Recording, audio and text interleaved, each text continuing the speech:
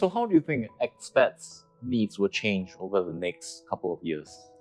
Yeah, I think they are changing. Obviously, with technology, everyone is surrounded and bombarded every day by media, by news, and by information. So actually having a trusted advisor, I think, that can help you to navigate all this information, I think for me is very crucial. So the needs for the clients will probably change in the sense that they will need one person rather than having so many advisors, so many platforms around the world, someone who can assist with the global needs. As I was mentioning, traveling around the world is more and more something that expats are doing. So maybe they will be in this country 2, 3, 5 years and then in different country.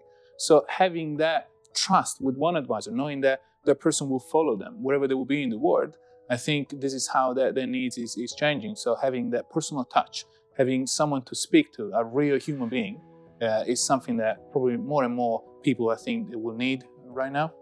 No, and to add on that, actually, it's funny, everyone went through this whole like robo-advisor boom in Singapore, and I actually did a podcast on it last year.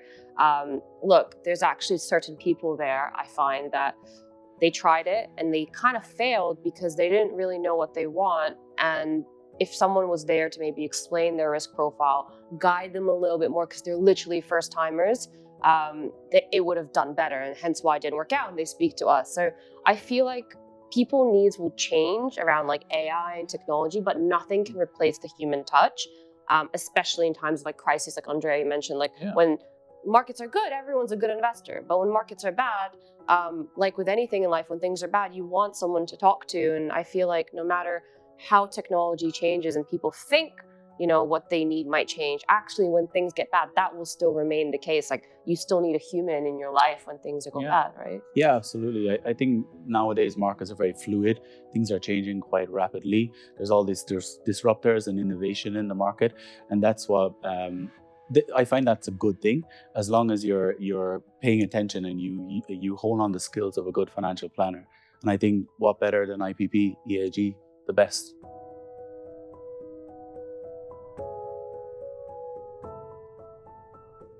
So what would you say to an expat that's thinking about his or her financial future? Yeah, I would think start early as possible. When you get the first job, the first paycheck, save part of that, and make sure you start investing that portion, because inflation is here, it's always been, and there will always be inflation. So you will need to actually beat that, first of all, and then make sure that your money are growing for you when you are sleeping as well. Therefore, having that financial advisor, having that someone who is helping you from day one to understand how to get doing, then is very important. So start as soon as possible.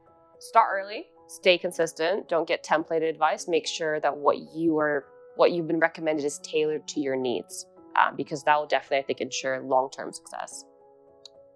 Yeah, absolutely. I think getting started early, it really saves a lot of time. You're not playing catch up later on. I think we've seen it a lot from our clients over the years that we've got a mixture of all ages and demographics, and the older one is always playing catch up. They've less of a time horizon to save for their future, and they realize sometimes expats, when they're here for 10 years, they haven't saved anything. And because they haven't built up a relationship with that financial advisor. But it's not too late. It's just taking that first step and get started. And so, thank you. And on that note of start early, don't play catch up, pursue a tailored, not a templated solution. Thank you very much for joining us today. Thank you, Elena, Andrea, Darragh. Thank you for sharing your insights and your experience. And thank you, everyone, for joining us in this video and for staying with us through this video. So if you like this video, please share it with your friends, subscribe, and do drop us a comment, because we have a mystery gift waiting for you. In the meantime, take care, and we'll see you again.